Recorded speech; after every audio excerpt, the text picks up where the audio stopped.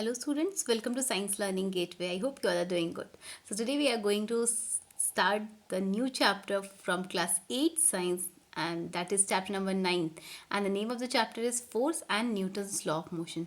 Means in this chapter we'll read about force also and about the three laws of Newton. The first law of Newton, the second law of Newton, about the third law of Newton we'll read with the examples. So this chapter is important also from your exam point of view, and this is from the physics part. Again, you are going to read the same chapter in class 9, so you should have a good concept about this chapter so that you will not face any difficulty in class 9. So let's start with our discussion. Before starting guys, I have a small request from you all. If you're really liking my tutorial, then please like it and share it with your friends also, and don't forget to click on the bell icon so that whenever I will be uploading a new video, you will get the notification for that. And if you're new to my channel, then please subscribe to it. So now let's get started with our chapter Force and Newton's Law of Motion. So first of all, we should know what is force. In your junior classes, you have read that force is a push or pull, right? Whenever we use to push or pull something, then that thing starts moving. Suppose you want to open a door, you have to apply some force on that. You will push the door, right? Then the door will open. And suppose you want to close the door or the window, then also you have to apply the force, right? Then the door or the window will be closed. Suppose you want to move a box from one place to another place, that a very heavy box, then you have to apply some force on the box, then only the box will move from one place to other place. So that is force is a push or pull. But in now in 8th standard we have to read a little bit different definition of force. That is, force is a physical quantity that changes the state of rest of a body, or that changes the velocity of a body. So whenever we will apply a force on a body, its state of rest will be changed. For example, if a body is at rest, okay, and if we'll apply some force on that, then the body will change its state of rest. It will be in motion, and the force can change the velocity of the body. Suppose the body is moving with a low speed or low velocity, then also its velocity can increase or it can decrease also. Suppose a ball is moving and you want to stop that ball, then you have to apply force on that ball, then the velocity will decrease. The velocity will become zero when the ball will stop. So force is a physical quantity that changes the state of rest of a body, or that changes the velocity of a body. Okay, two things you should remember: that it changes the state of rest of the body. Suppose a car is there which is parked on the road, that is in the state of rest. If you apply force on that car, the car will start moving, right? And suppose like this, you can see this box is there, okay, and he is applying some force on that, then what will happen? The box will start moving. So the force changes the state of rest of a body, or it changes the velocity of a body. Other important factors are also there which occurs because of the force. Now let's read some of the effects of force. Force can stop a moving body. Suppose a ball which is rolling on the ground, if you will apply force on that ball, it will stop. And by which force it will stop? It will stop by force of friction, right? So force can stop a moving body also. And suppose if you will apply brakes on a car, or your any vehicle, then also the vehicle will stop. So that is also an example of force can stop a moving body. Force can move a body at rest. Suppose some object is at rest. If you will apply force on that, the body or the object will start moving. So that is an example of the force can move a body at rest. Force can change the speed and velocity of a body. This is also true. If we'll apply some force on the object, then its speed and velocity can also change. Force can change the direction of a moving body. This is also true. Suppose if you're applying some force on a vehicle, okay, then you can change the direction of the vehicle also, or you can change the direction of any moving object also. Force can change the shape and size of the body. Suppose you have one rubber ball in your hand, and if you'll press that rubber ball, then what will happen? Its shape and size will change because you're applying some force with your hands. So force can change the shape and size of the body. So these are the some of the effects of the force. It can stop a moving body, it can move a body at rest, it can change the speed and velocity of the body, it can change the direction of the body, and it can change the shape and size of the body also. Now you can look at these diagrams. These are some of the examples of force. In this, they are pushing or pulling one of the box or the door. In this also, he is applying some force on this tire, and in these examples also you can see that they are applying some force so that these objects are moving forward. In this also, this person is applying some force so that this box is also moving. Next we have balance and unbalanced force. There are two types of forces, balanced and unbalanced force. So now let's see what a balanced force and what an unbalanced force. Balance means you can understand that if two forces are there, they will be of same magnitude, right? And the object will be at equilibrium position or in the same state. Okay, so if two or more forces acting on the same object keep the object in equilibrium position or in the same state, then the forces are said to be balanced forces. Okay, so in this one what we need, two forces, and they should act on the same body, and if the forces will be acting on the same body, the object will be in the equilibrium position or in the same state, then the forces are said to be balanced force.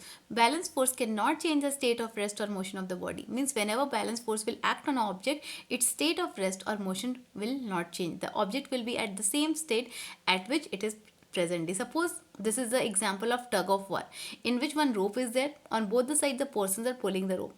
This side also 300 Newton force is applied, and this side also 300 Newton force will be applied. Then what will be the result of this? Nothing will happen. The object will be at equilibrium position. Okay, neither these person will move, neither those person will move. The force is same on both the sides. So what we can say, that it is a balanced force. Next, what we can you can understand through this example also. Suppose one box is there. This side we are applying a force of 10 Newton, and this side also we are applying a force of 10 Newtons. Since the force is same, then both the force will cancel out each other effect, and the net force will be 0 over there. So the box over there, it will not move. It will be in the state of rest only, right? Next we have unbalanced force. In this also two or more force will act on the same object, and it changes the speed or direction of motion of the body of the object. Means whenever unbalanced force will be applied on an object, its speed as well as its speed or direction will change. Then the force is said to be an unbalanced force. Unbalanced force can change the state of rest or motion of the body. Means whenever an unbalanced force will be applied on a body, the object which is at rest will start moving, and the object which is at motion will come to rest also. Okay, you can see in this diagram, this side they are applying 400 Newton of force, and this side they are applying 300 Newton of force. So which side we have more force? This side, no. So they can easily pull these person towards themselves. Suppose this box you have, this side we are applying a force of 10 Newton, and this side we are applying a force of 20 Newton. So in which direction the body will move? The direction in which more force is applied, means in this direction. In this direction we are applying more force, the body will move in this direction, right? So there are two types of force, balanced and unbalanced force. You have to remember like that.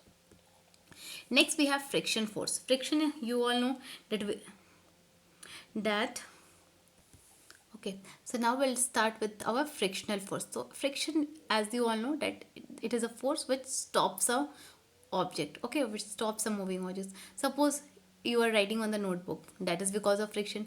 We are walking on the road, that is also because of friction. So what is friction? Friction force is a force which opposes the motion of an object over the surface. Means it is a opposing type of force which stops the motion of the object over the surface. What are the examples of friction? Writing on notebook. Suppose you are writing on the notebook, that is an example of friction force. Because of that friction only we can easily write on the notebook. Walking on the road, because of friction we can walk on the road.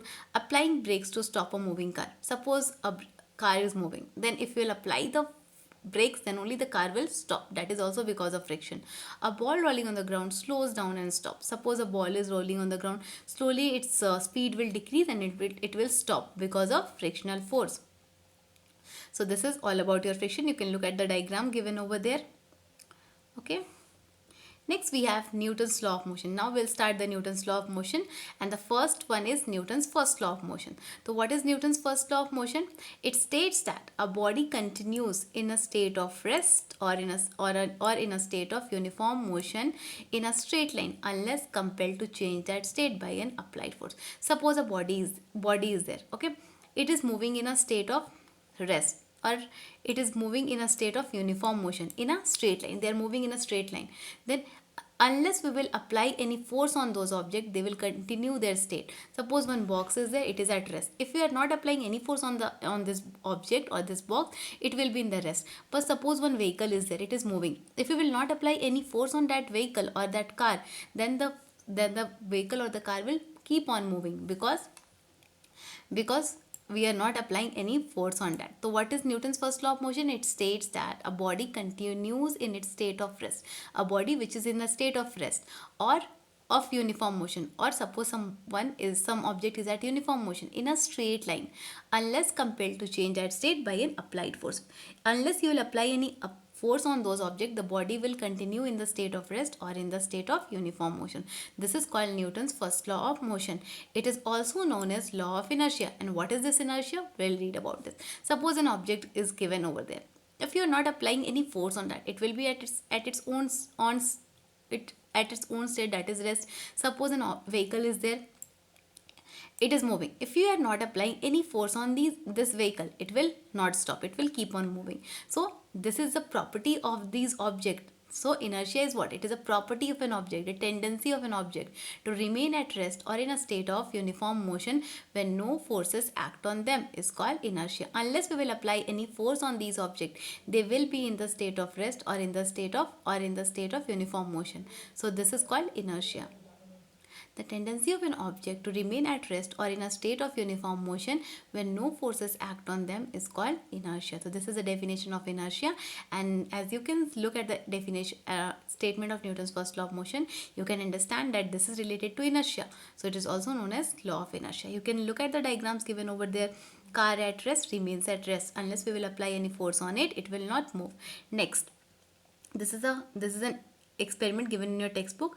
When for this you have to take one glass tumbler or a glass, and at the top you have to keep one cardboard, and at the top of the cardboard you have to keep some coins. Okay, when you take the cardboard, when the cardboard is pulled out, what will happen? The coin will go inside the glass. This is because the inertia of the coin maintains its state at rest and it falls into the glass due to gravity. As you can see over there, the coin is at rest, and if you pull the cardboard, then also the coin will maintain its state of rest and it will go inside the glass tumbler. So this is because of inertia, right? Now we'll look at the next topic. Our next topic is examples of inertia. Just now we have read about inertia, that inertia is the tendency of an object to be in a state of rest or to be in a state of uniform motion, right? Now we'll look at some of the examples of inertia. The first example of inertia is if a coin is placed on a playing card over a tumbler is flicked with a finger. Due to inertia of rest, the coin falls into the tumbler. Just now I have told you that if for this you have to take one glass tumbler, a cardboard. At the top of the cardboard you have to keep the coin. When you flip the cardboard, then what will happen? The coin will go inside the glass, because the coin is in the state of rest, and it will maintain its state of rest and it will go inside the tumbler. If a striker hits a pile of coins on a carom board, the lowest coin moves out, and due to inertia of rest, the other coins fall down. When you used to play the carom board, you have seen that if all the coins will be arranged in a pile, then when you strike those coins, the lowest coin will move out and the other coins will also fall down due to inertia of rest. When we travel in a car, the driver applies the brake, right? Then we tend to fall forward due to inertia of motion. You can experience this one. Whenever you will sit inside the car and the driver will apply the brake, you will fall towards forward. Okay, the fall will be towards the forward direction, and this is due to inertia of motion. When we are standing in a bus and the bus begins to move suddenly, we tend to fall backward. Okay, whenever the driver will start the bus and we will move backward, we will fall backward because our feet are in the contact with the floor. Moves forward, but the upper part of the body continues to remain at rest due to inertia of rest. Okay, why this is so? What is the reason of this? Because our feet are in with the contact of floor and it will move, but the upper body is in the state of rest, and due to that we will fall backward. The cricketer moves backward before catching a ball. Okay, the cricketers who are playing the cricket match, they also move backward when they used to catch the ball. Okay, athlete take a short run before jump. These are some of the examples of inertia. Okay, and one more thing I want to add over there. There are three types of inertia: inertia of rest, inertia of motion, and inertia of direction. Right? About those things you will read in standard 9. Next we have the topic inertia and mass. Okay, so how inertia and mass are interrelated with each other? Inertia will depend on mass. If the mass of the object will be more, inertia will be more. If the mass of the object is less, then the inertia will be less. So inertia is directly proportional to mass. How this is so? We will look at that. First of all, what is inertia? The tendency of the object to remain at rest or in a state of motion when no force act on them is called inertia. This you know that whenever you will not apply any force on the object will be at rest, and if you will not stop that object by applying force, then the object will continue its state of motion. So that is called inertia. The resistance to change the state of motion depends upon the mass of the object. Okay, suppose we want to change the state of the motion of the object, then it will depend on the mass of the object. It is easier to change the velocity of lighter object than that of the heavier object. This is also true. Suppose two stones are there. The mass of one stone is 2 kg and the mass of other stone is 20 kg. So for which stone it's easy to lift that stone? For which stone will be easy to move? Right, 2 kg stone, because its mass is less, so inertia will also be less. So it is easier to move the lighter object than that of the heavier object. Heavy objects have more inertia than the lighter objects. So the mass of a body is a measure of inertia, means inertia will always depend on mass of the object. You can see over there two buckets are there. One bucket is filled with sand, another bucket is empty. So which bucket is easy to lift up? The empty bucket, because its weight is less and its inertia will also be less, right?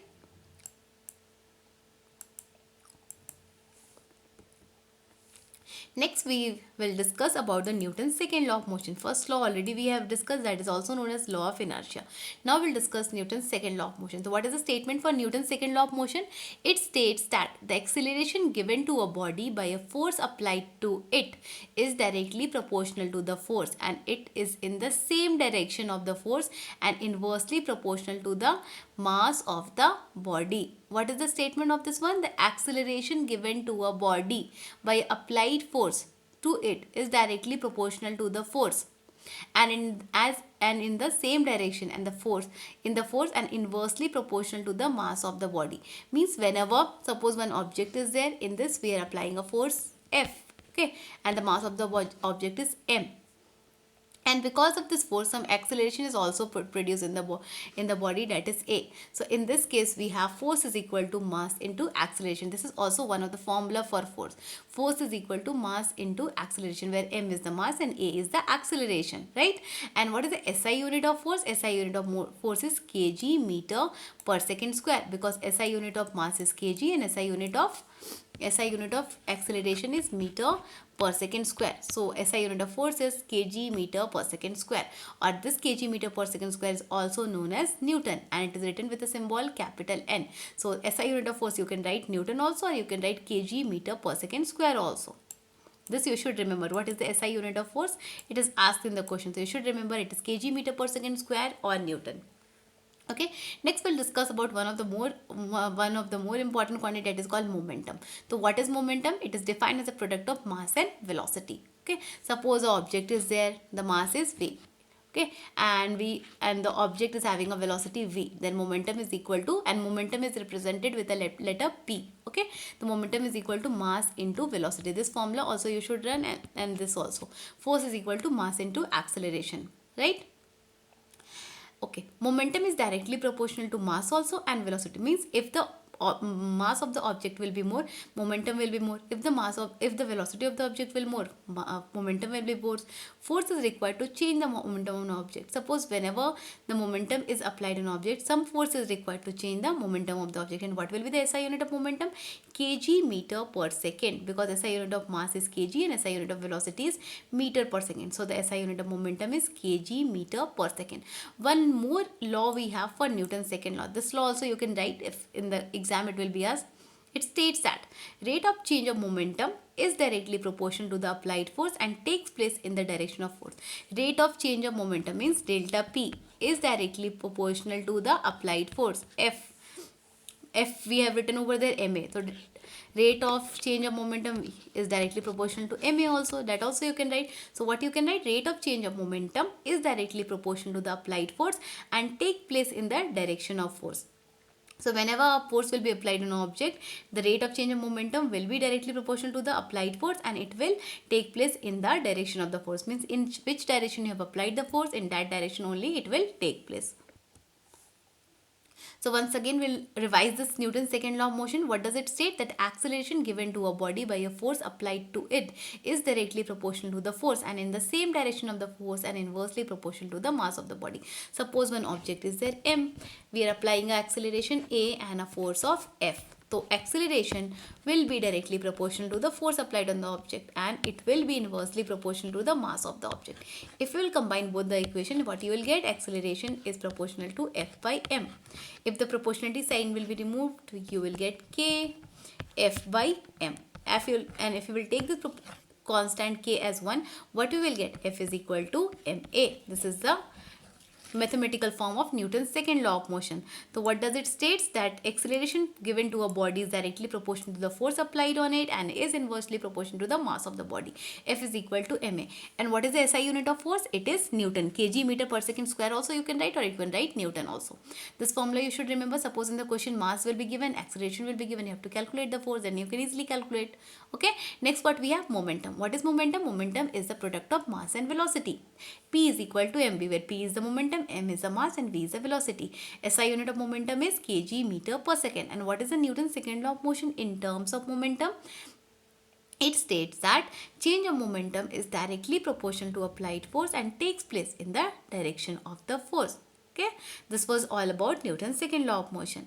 Now we'll read a topic related to momentum, and the name of the topic is conservation of momentum. Like we have conservation of energy, right? Like that only we have conservation of momentum. So what does the law of conservation of momentum states? It states that the sum of momentum of two objects before collision is equal to sum of the momentum of momentum after collision, provided that there is no unbalanced forces acting on them. It states that, means suppose collision means what? When the two objects will come close to each other, when they will like this you can see in the diagram, when the two objects will come close to each other, that is called collision. So the momentum of the object before collision is equal to momentum of the object after collision. And what is the condition? That if no unbalanced force will act on them. That is the statement of law of conservation of momentum. The sum of momentum of two objects before collision is equal to sum of momentum after collision, provided there is no unbalanced forces acting on them. Means no unbalanced force should act on them. Suppose we have two objects A and B. Okay, initial velocity of A is UA and initial velocity of B is UB. Okay, this is what we have. When they will come close to each other, they will apply some force on that, that is force AB. Okay, now after collision what will happen? In this one, what A is applying some force on B and B is also applying some force on A. After collision also what will happen? We have now final velocity VA and VB. Okay, now what will the momentum before collision? Ma into A. We know that the product of mass and velocity is called momentum. So over there we have initial velocity as u. So ma ua plus mb ub is equal to, after collision what momentum we have? Sum of momentum ma va, mass of A, velocity of A, mass of V, velocity of V. This is called law of conservation of momentum. The sum of momentum before collision is equal to sum of momentum after collision, provided that there is no unbalanced forces acting on them. Momentum of two balls before collision is equal to momentum of two balls after collision. So this is called law of conservation of momentum. Next we have Newton's third law of motion. Many of you know about this law. This is very easy and simple law. Okay. Okay, the Newton's third law of motion states that to every action there is equal and opposite reaction, right? So to every action, whenever some action will be there, that same time we will have equal and opposite reaction also. So that is called Newton's third law of motion. Okay, suppose this is one person is there in the boat, he is applying some action, the boat will move. Suppose he will come out from the boat. What will happen? The boat will move in that direction. So that is action and reaction. Suppose this we have balloon. Okay, what is the action over there? Air rushes down, air is coming down, and reaction is that balloon goes up. If air will come out from the balloon will go up, right? This is the example for, this is also an example for Newton's third law of motion. Rockets. Okay, exhaust flow pushes backward, engine pushed forward. When the exhaust will come out from the rocket, what will happen? The rocket will move in the forward direction. So this is also an example of action and reaction.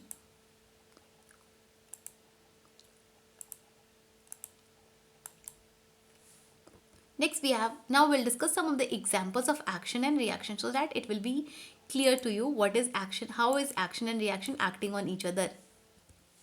Okay, now first one, when a bullet is fired from a gun, bullet means the which is present inside the bullets are present inside the gun, they are very small in size. It exerts a forward force action on the bullet, and the bullet exerts an equal and opposite force on the gun reaction, and the gun recoils. Means this is an example for recoiling of gun. Whenever some force is applied on the gun, what will happen? There will be reaction also. What is the action and reaction over there? Action is accelerating force on the bullet. Action, this is the force we are applying on the bullet, right? And what will the reaction? Recoil force on the gun. The recoiling of the gun will be the reaction in this case. Now suppose a sailor jumps out of a boat. This is a boat and one person is there, the sailor, he comes out from the boat. He exerts a backward force of the boat action, and the boat exerts an equal and opposite force on the sailor reaction, and the sailor jumps forward. When the person will come out from the boat will move in the backward direction, that is action, and the person is jumping out, coming out from the boat, that is the reaction. So these are the two examples of action and reaction. So with this we have completed the chapter. In this chapter, definition of force is important. Okay, what definition of balanced force and unbalanced force, that is important. SI unit of force, and the statement of three laws of motion, Newton's first law, second law and third law, that you should know. Definition of inertia as well as momentum, those things are important, you should know about that. Okay, and at last you should know about little bit about law of conservation of momentum also. Okay, so with this we have finished the chapter. I hope you all have understood, and if you have any doubt in this chapter, you can comment in the comment section. I will try to clear your doubt, and for question answers I will make a separate video and I will upload it soon. Thank you for watching my channel Science Learning Gateway. If you like this tutorial, then please click on the like button and share with your friends also, and don't forget to click on the bell icon so that whenever I will be uploading a new video, you will get the notification for that. And if you are new to my channel, then please subscribe to it, and you can also connect with me through my Facebook page. The link I will give in the description box. Thank you for watching my channel.